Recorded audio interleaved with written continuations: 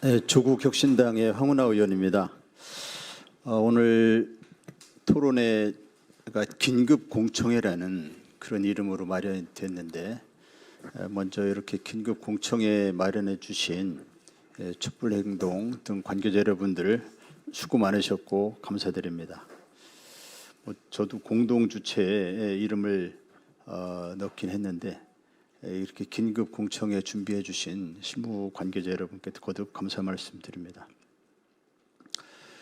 왜 이제 긴급 공청회가 됐을까요?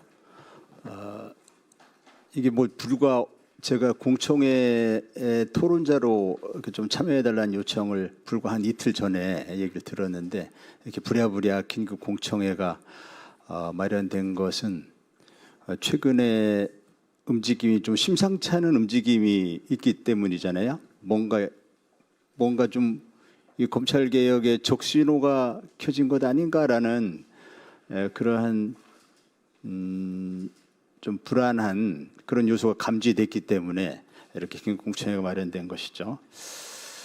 그것은 다 아시겠지만 언론 보도를 통해서 다 접하셨지만, 정성호 법무부 장관이 국회 예결특위에서 예결특위 의원들인 국회의원들의 질의에 답하는 형식을 빌어서 언론에서 얘기하는 법무부 안이라는 것을 밝혔기 때문이죠. 그 개혁의 대상이 개혁안을 낸다는 것은 그 자체가 좀 모순이지 않습니까? 검찰은 개혁의 대상이지 않습니까? 그리고 법무부는 검찰에 의해서 장악이 돼 있잖아요, 지금. 이번 인사를 보면 검사가 아닌 사람으로도 충분히 그 보직 부여를 해서 임무 수행이 가능하다고 볼 수 있는 법무부의 주요 직책들을 전부 검사 출신으로 채웠습니다. 예를 들면 법무부 차관, 또 기조실장, 법무실장 등 이런 자리를 전부 검사 출신으로 채웠어요.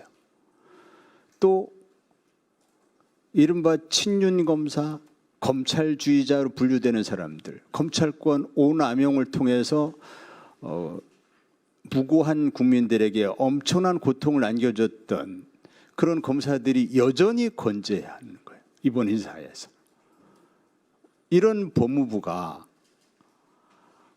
이런 검사들에 의해서 장악된 법무부가 개혁안을 낸다는 것은 이게 반개혁적인 어떤 분위기가 만들어지는 거 아닌가라는 우려를 느낄 수밖에 없는 거죠. 그래서 이런 긴급 공청회가 마련된 것이고요. 정성호 장관께서 조금 전에 우리 발제자도 말씀하셨지만, 그 정식으로 이것이 정부안이다, 법무부안이다 이렇게 공개된 안은 아니고, 언론에 이렇게 흘리는 방식으로 언론에서는 법무부안 또는 검찰안 또는 정성호안 이렇게 보도되고 있습니다. 이 검찰안으로 이렇게 인식이 되다 보니까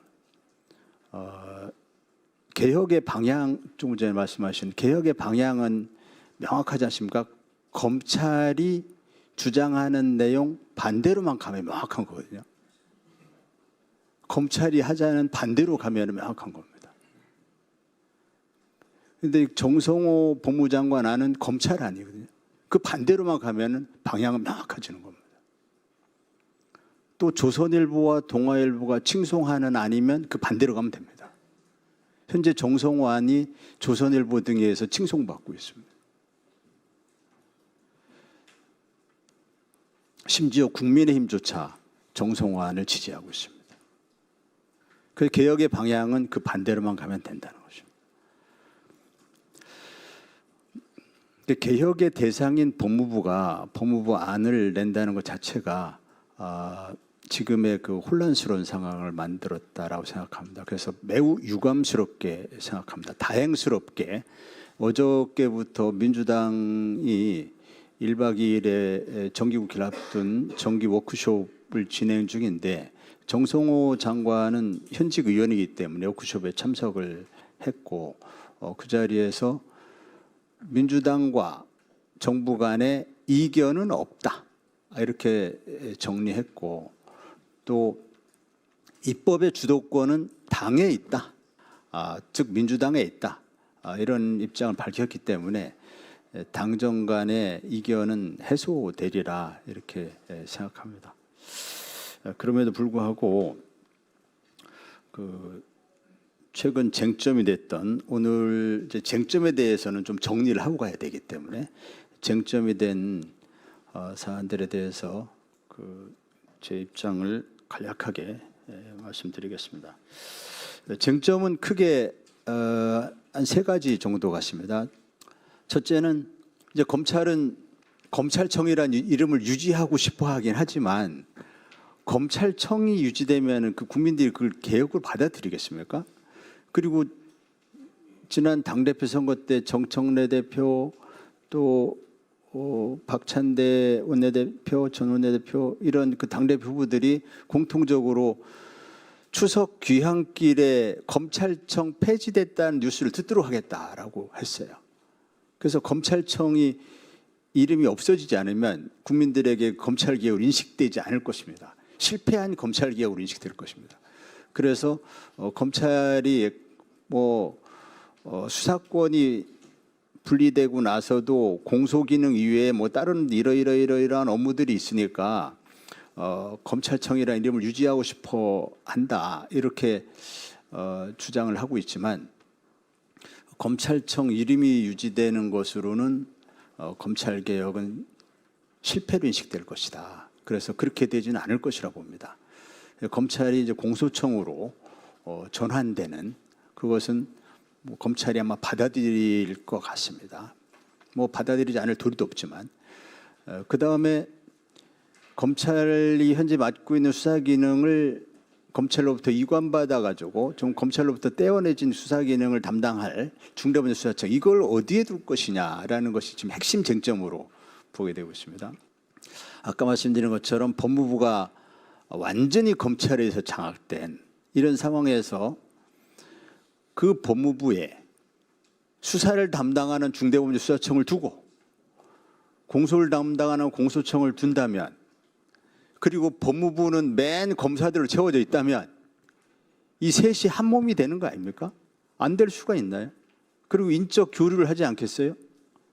그러면은 현재 검찰청이 법무부로 격상이 되고, 그 다음에 현재의 검찰청이 2개로 나뉘어서 하나는 중수청이 되고 하나는 공소청이 되는 겁니다.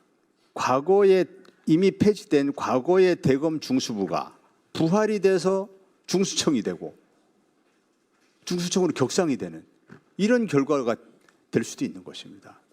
매우 우려스러운 일이죠. 이건 완전히 역행하는 것이죠. 법무부의 권한을 집중시켜주는 것이 됩니다. 검찰청 하나 더 만들어주는 겁니다. 그래서 너무나 당연히도 법무부의 중수청을 두어서는 절대 안 된다. 검찰개혁에서 양보할 수 없는 마지노선이라고 생각합니다. 법무부가 지금처럼 탈검찰화되어 있지 않은 상황에서, 검사에 장악된 상황에서, 이런 상황에서 법무부 아예 공수청도 두고 중대범죄수사청도 두는 것은 검찰의 권력을 더 거대 공룡화하는 것이다. 이렇게 해석이 됩니다. 그다음 2번째가 이제 보안수사권 문제인데요. 정성호 장관이 지난 그분이 예결위 때 하신 발언이 수사권 조정 전에 비해서 사건 처리 기간이 2배 이상 늘었다.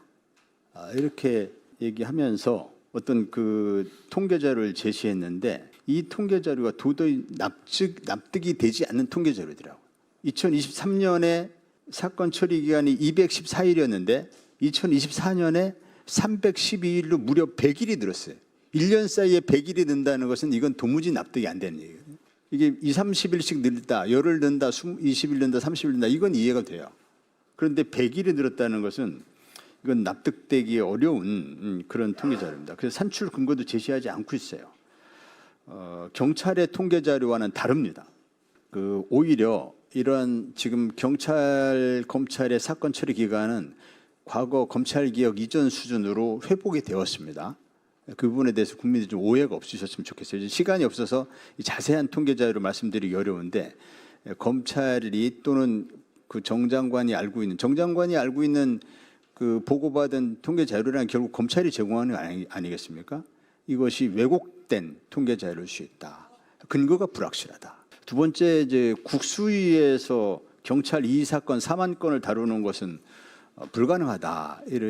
이런 이 지적은 어느 정도는 합리적이라고 봅니다. 그래서 지금 민주당의 그 특위에서 제가 알고 있기로는 국수위가 아닌 뭐 수사심의위 등에서 이거를 처리하는 대안을 검토 중인 것으로 이렇게 알고 있습니다.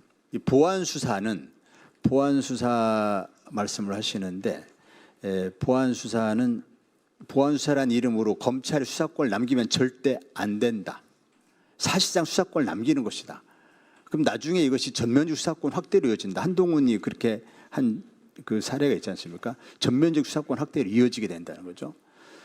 그다음에 이 수사권이 남겨지게 되면 여기 한인석 교수님이나 한동수 부장님도 그전에도 참 말씀하셨는데 이 검찰의 수사 인력이 그대로 남게 됩니다. 이게 큰 문제가 됩니다. 수사 인력, 수사 예산이 그대로 남게 돼요. 그러면 검찰 개혁이 안 됩니다. 검찰 수사관이 다 빠져야 검찰 개혁이 됩니다. 그래서 수사권을 남기게 되면 수사 인력과 예산, 수사 부서, 예컨대 대검에 여러 가지 그 뭐 경찰과 중복되는 수사 관련 시설들이 있어요. 기관들이 있어요. 이거 다 빼야 되거든요. 근데 이런 것이 그대로 남게 됩니다.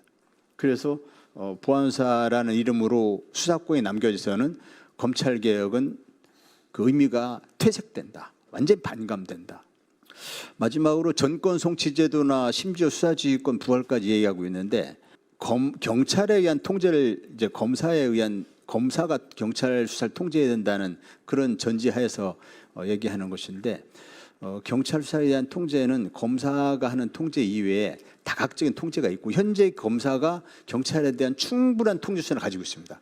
대표적인 게 영장청구권, 그다음에 대표적인 기소권입니다. 수사에 대한 가장 강력한 통제 수단은 원래 기소권입니다. 기소권 가지고 있고 영장청구권 가지고 있잖아요. 이미 강력한 통제 수단을 가지고 있습니다. 그리고 경찰과 검찰의 문제는 경찰 수사의 부실 수사 문제, 뭐 이제 일부 그 극단적인 사례를 들어가면서 보안수사권이 인정이 안 되면은 뭐 엄청난 일이 발생할 것처럼 그렇게 말씀들 하시는데 그거는 경찰과 검찰이 협력 관계가 안 돼서 그렇습니다.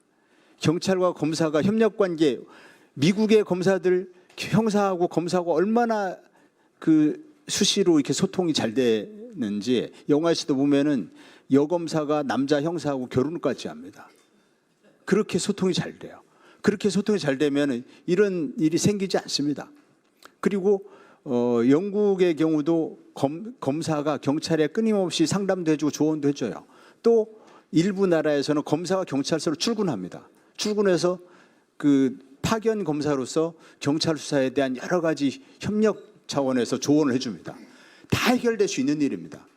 무슨 보안수사권으로 해결하고 전권 송치로 해결하고 그건 검사의 권한을 강화시키는 결과가 되기 때문에 이런 통제 수단은 아예 제거한 상태에서 여러 가지 예상되는 부실 수사라든지 뭐 경찰의 통제 수사라든지 이걸 모색을 해야 된다. 이걸 말씀드리겠습니다.